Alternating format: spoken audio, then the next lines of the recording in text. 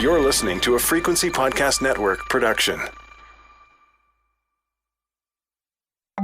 Maybe the problem is, our economy was just too good for too long, or it recovered too fast after the pandemic.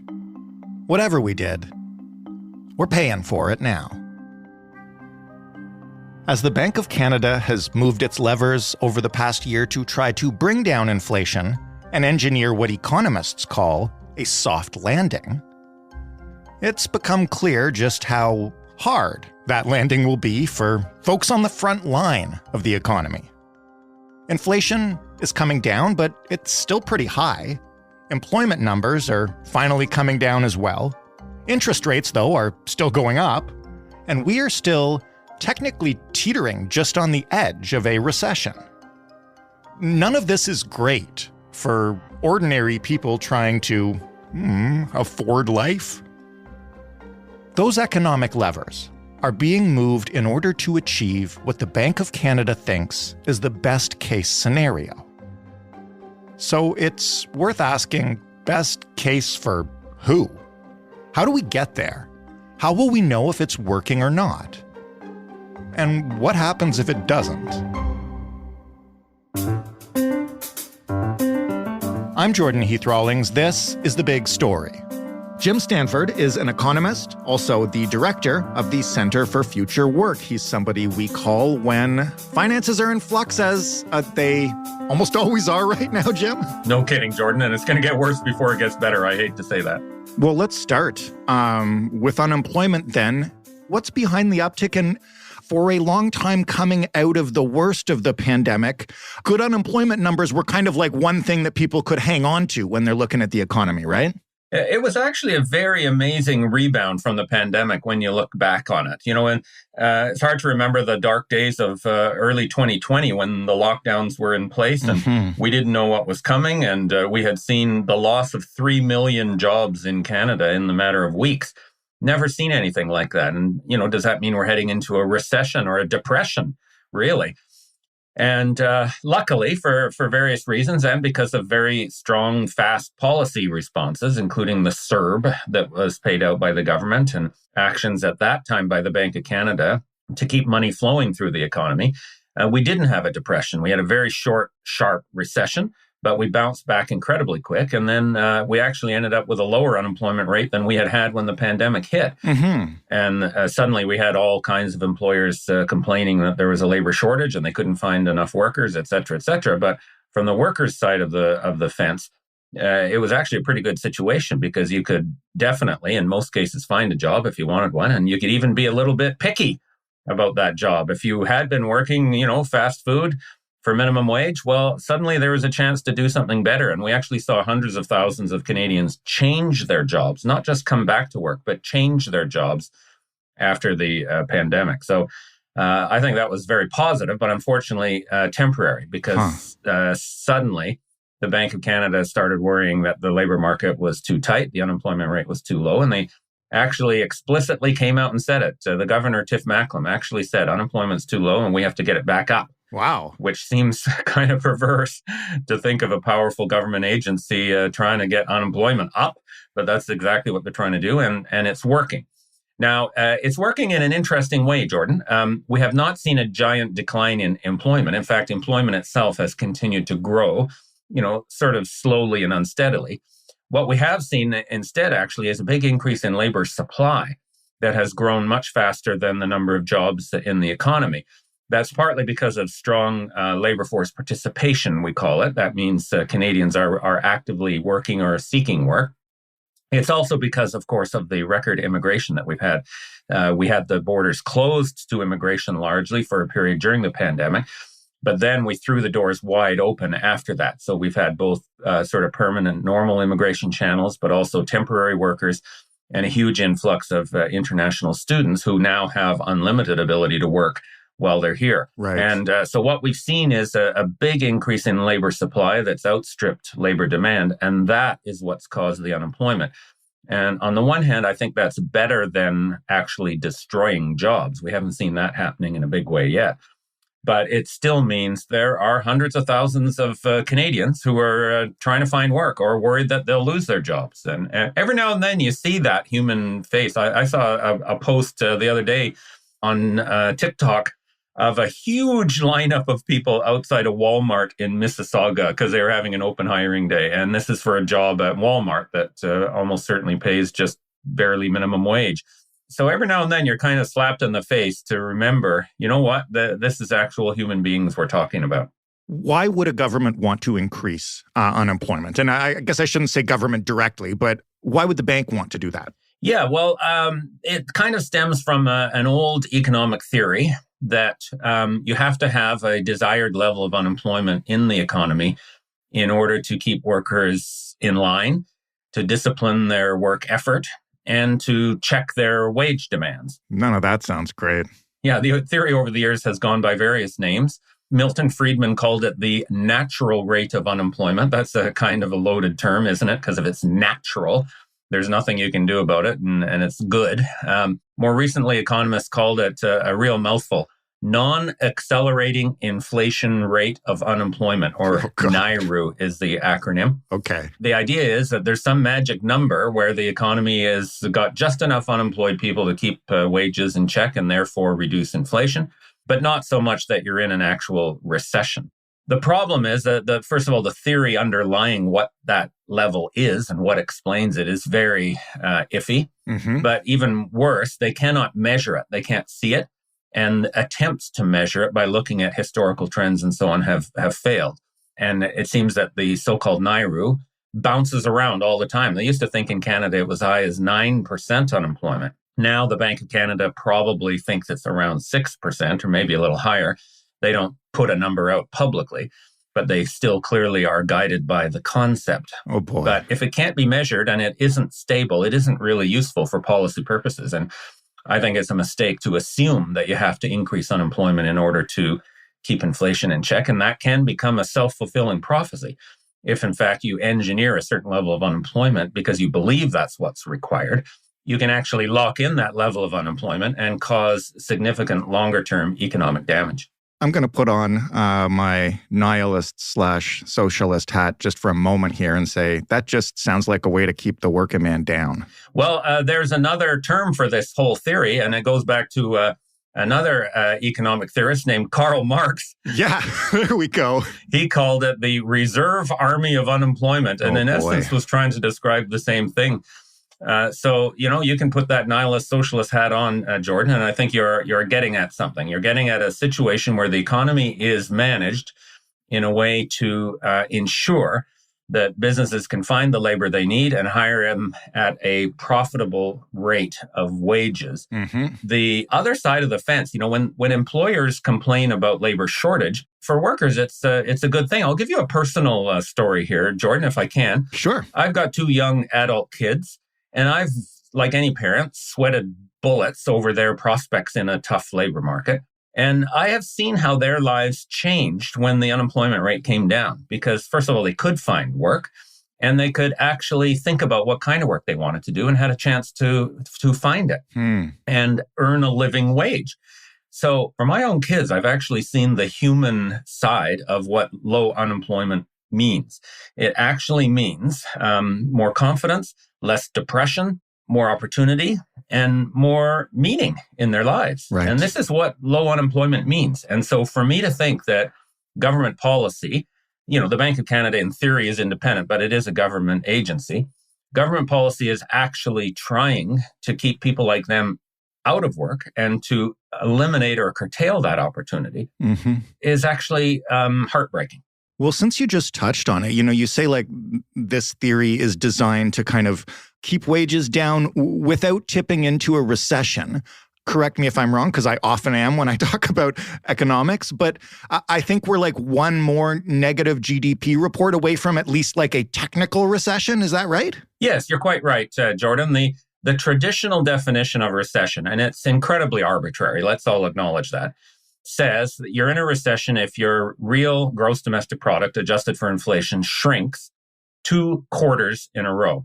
The GDP data is produced every 3 months. And if you got 2 negative numbers in a row, that is what they consider a recession. Mm-hmm. So admittedly, it's arbitrary. So a recession can be very deep, or it can be just two tiny negative quarters in a row. The Bank of Canada actually predicted that we might have that very shallow recession, or what they call a soft landing, where you'd have GDP hovering around zero for a while, and you could get two negative quarters in a row. Now, we're really walking that tightrope in Canada. In the last 3 quarters, we've had 2 negative quarters. The spring quarter of 2023, the most recent quarter, was negative. The quarter before that, the January to March quarter, was just barely positive. But then the last quarter of 2022 was negative. So we've had 2 out of 3 quarters that were slightly negative, not hugely negative, but slightly negative. But because we had that intervening period of mild growth, then it's not an official recession yet. Now we'll wait the next set of numbers, which will be for the summer, July, August, September. That has finished, of course, or will have finished at the end of September, but we won't get the data for another 6 weeks or so. And if that turns out to be negative, then we will be in an official recession. How would slipping into at least a technical recession, even if it's not that deep, adjust what the Bank of Canada is doing? And how would that actually be felt by Canadians? Yeah, I think there's a bigger issue here than whether or not we actually have the 2 negative quarters in a row to satisfy that definition. If we've got 0.1% growth, frankly, it's not much different than minus 0.1% growth. Sure. So the big issue here is that whether we're in a recession or not, growth has stopped in Canada for all intents and purposes, and deliberately so. That was the Bank of Canada's goal, because they had this view that we're producing too much, and that's what's causing inflation. And I think that view is very, very wrong, but that's their story and they're sticking to it. So given that growth has stopped, given that labor supply is growing quickly, and given that unemployment is growing as a result, we are seeing a significant change in the labor market conditions that average Canadians face. It means the number of job vacancies is shrinking rapidly. It means the amount of time it takes to find a new job is getting longer. It means workers are less likely now to quit one job and move to another one that looks better, because they're worried about their job prospects in the future. That type of job mobility, which is good for both people and for the economy, is very much tied to how high unemployment is. If unemployment is high, people just hang on to what they've got. Right. But if unemployment is low, then they start to look to see if the grass is greener somewhere else. And that's actually a good thing. The other thing that can happen, Jordan, is you get psychology involved in it. God help us for economists to start thinking about psychology, but it does matter. The irony is, if people think there's a recession coming, then they can adjust their behavior in ways that actually make that recession more likely. It can become a bit of a self-fulfilling fear. Give me an example. Well, think about consumers, for example. So if you're thinking about, should I renovate the basement? Should I get a new dishwasher? Should I buy a new car? Should I take a holiday? All of those sorts of major discretionary purchases depend on how much money you have and how confident you are that you're going to keep earning that money. Some people who are very well off will spend whether there's a recession or not, but many consumers won't. So they put off those purchases. Now, if everyone puts off those purchases, guess what? You've just created the recession. So this is why politicians are very loath to ever use the R word, if you like, recession, in part because they don't want to scare consumers into actually causing a recession.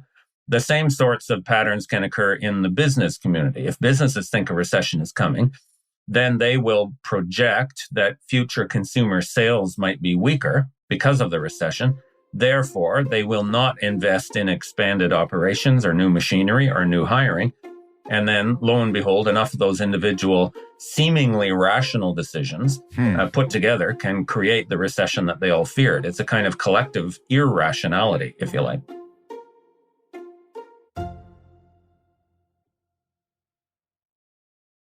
I think everybody hears a ton about like inflation coming down, but coming down, like, because it's a percentage, means still going up, just slower, right? So I have a hard time trying to understand what that means for the future of the economy. Well, inflation has come down a lot, but the inflation is still positive. So that's the point you're making. Prices are still rising, but not nearly as quickly as they were a year and a bit ago. The peak inflation in Canada was June 2022, over 8% on a year-over-year basis that month. Almost all of that was due to the big energy price spike that we had at that time, following the Russian invasion of Ukraine, and gas prices shot up and heating oil prices shot up, etc. Right. Now that has reversed a bit, although frankly, in the last few weeks, it's gone the other way. You've got OPEC and Russia trying to control supply in the world oil market to drive prices back up. So we could see another surge. And the decline in inflation is certainly positive. And it also raises questions about the Bank of Canada's whole assumption that the reason we had inflation was because the economy was overheated. That's the word that they use. Too many people were working, and we were trying to produce too much beyond our capacity. And I reject that claim entirely. In fact, if you look at the historical trend of Canada's output, it was kind of trucking along at around 2% growth in real terms per year until the pandemic hit. Then we had a big drop off, but then a quick rebound. But we are still well below the trend of where we should be if we hadn't had the pandemic. And, the reality is Canadians are as capable of working now as we were before the pandemic. In fact, probably a little more so, because number one, there's a lot more of us. Our population is growing rapidly, and we've also got new technology and skills, etc. So we should be able to at least regain the historical trend of our actual real output, but we're still well below it. By my measure, about 3 or 4% below where we should be based on that pre-pandemic trend. If we were producing more stuff, then frankly, we would have less inflation because there'd be less shortages of things.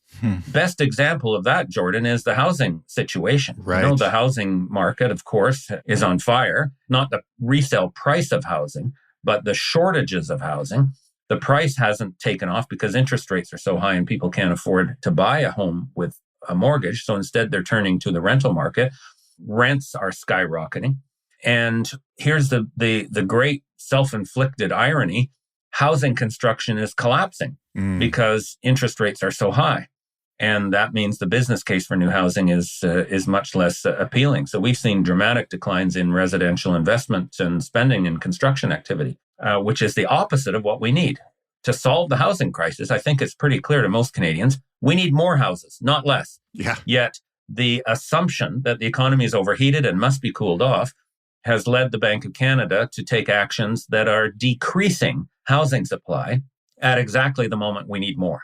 Well, I asked you about inflation to get to this next point and kind of leaving aside the fact that basically this whole conversation has centered on the idea that our job market was too good. People were making too much money. We were producing too much stuff. And that's all bad, which we could probably have a 5-hour conversation about that and get nowhere. And tie ourselves in knots, because that's what you have to do to understand a claim like that. Yeah, but leaving it aside and going from the Bank of Canada's point of view, which is that they want to bring down inflation and bring things back in line, I have seen a couple of analysis pieces recently talking about deflation.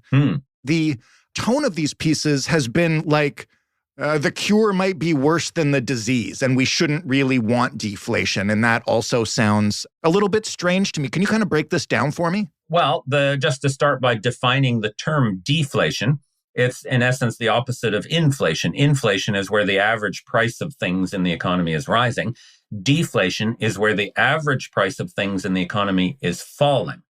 So it's not a question of lower inflation, as we were talking about earlier, about 3% now versus 8% a year ago. There you would get into a negative situation where the inflation rate was negative and the average price in the economy is falling. We have had that from time to time. For example, in the first months of the pandemic in early 2020, we did have deflation for a few months because everyone had to stay at home. You couldn't shop and everyone was scared. So the average prices that companies were charging for their stuff declined. Right. But it didn't last for long. And as soon as, first of all, the lockdowns ended, and then with the support of the CERB and very low interest rates from the Bank of Canada and other government programs, things got going again. And we got back to a more normal rate of inflation for a while until inflation took off. Usually, however, for average prices across the whole economy to be falling, that means the economy must be in horrible shape. And deflation is usually a sign of deep, deep recession or even depression. Now, in the case of the COVID lockdowns, it didn't last long. In the 1930s, it lasted for a decade, and we had deflation. So, on the one hand, an individual consumer might say, gosh, it would be nice if everything was cheaper. I could buy more. Right. But for the economy as a whole, we have to be careful what we wish for. And overall deflation almost always is accompanied by a horrible recession, very high unemployment, and very, very poor business and consumer confidence. So we do not want deflation. We do want inflation to come back to a lower and steady rate. The Bank of Canada's goal is to keep it at around 2% a year. Most economists think that a little inflation is actually a good thing. The reason being that it helps to lubricate relative price changes in the economy. So it's not like if the inflation rate is 2%, everything grows at 2%. Of course, some things grow faster, some things grow slower, and some things do get cheaper. Think about, say, a new technology that's implemented. Right now, it's electric vehicles. We're seeing this, where it's expensive at first, but then over time, it becomes cheaper as it's produced in larger quantities, et cetera. So some prices can fall, but you don't want all prices to fall. Economists think a little bit of inflation helps those relative price adjustments, and it's also a sign that you've got decent purchasing power in the economy. I think deflation is not very likely, although, some people are looking ahead and saying we've seen this record-breaking tightening of interest rates over the last year and a half. Who's to say that inflation will just stop at that magic 2% number? It might just keep falling, and we could end up in negative territory. And that would imply a very deep and sustained recession, which is obviously what we don't want. I don't think the Bank of Canada is going to let that happen. It kind of feels like we're in a bit of a holding pattern, and it's not a really fun one because the interest rates still haven't come down and people are facing mortgage renewals and all this stuff. Like, what did you mean when you said it's going to get worse before it gets better, and better how soon? Here's the thing about interest rates. They do take quite some time to have their full effect. Right. Most economists think between 18 and 24 months for a change in interest rates to be fully reflected in consumer decisions, new lending, new investments by business, etc. This is because, for example, mortgages, most people have a mortgage that's locked in for some time. It might be a year or 3 years. It's not an instant change. Consumer spending decisions take time as people look out at the world and decide that they're going to fix up the basement or not fix up the basement. We are just 18 months past the very first increase in interest rates that the Bank of Canada implemented in March 2022 after inflation started rearing its head. So we've really just digested the first of those increases. We've had 10 in total. Wow. So that means the pain from interest rate adjustments that are already in the pipeline has not been fully felt. So this is why I say it's going to get worse before it gets better. That's because my mortgage personally hasn't renewed. That's when the pain will be felt. When's the big day, Jordan? I'll think of you. Oh, God. Sometime, probably around this time next year. Next year. Exactly. So I was really hoping you were going to say, actually, we're almost there. Also, the responsive inflation, while it's come down a lot, it's mostly because of the changes in energy prices, as I mentioned, and the Bank of Canada still thinks that the sort of underlying inflation measures are too high. So right. My bet is we'll see at least one more increase in interest rates from the Bank of Canada, in addition to that continuing pain from interest rate hikes that are already in the pipeline. So I think we've got two big scenarios ahead of us, Jordan. The good case is what the bank calls the soft landing, where we would sort of hover where we're at for around 0% growth. It might be a bit above, it might be a bit below. We might have a technical recession in that scenario, but it's, a bit of semantics to think of that.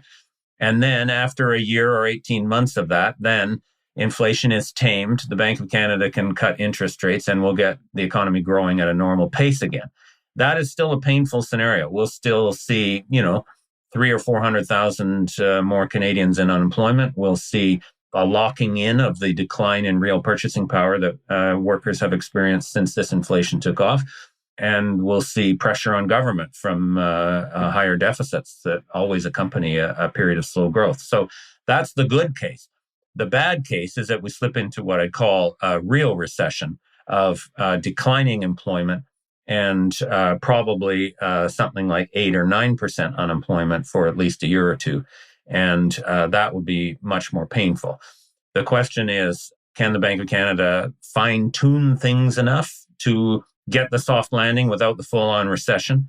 And people aren't sure. You kind of place your bets on that. But neither of those scenarios, frankly, is very appealing. And I would prefer a situation where we thought about other ways to get inflation under control and recognize we should be producing more, not producing less, especially on things like housing. So in that regard, I think that is a bit of a devil's choice between a soft landing and an actual recession. If we were more open-minded in how we understood inflation and combated it, I think we could imagine a better future. Jim, thank you for this, and that's what we get for having such a good economy.